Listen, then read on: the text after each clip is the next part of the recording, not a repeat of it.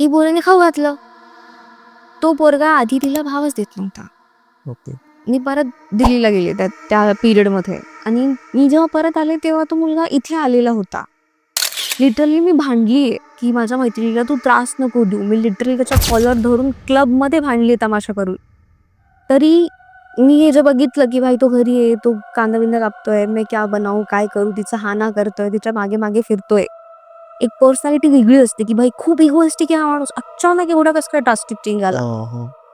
So तो मी स्वतः बघितला आणि मी घाबरली. म्हटलं भाई काय आहे हे. ती मला तेव्हा शांतच बोलली की मी असं असं केलं होतं बघ आपण, मग तेच हे, मग तो आला.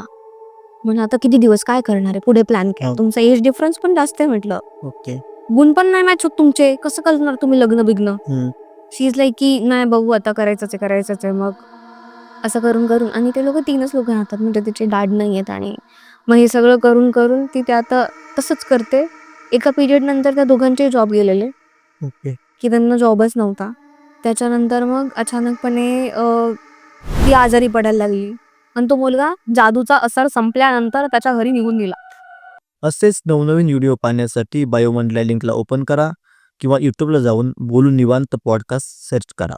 हे व्हिडिओ पूर्णपणे काल्पनिक असून केवळ मनोरंजनासाठी आहेत.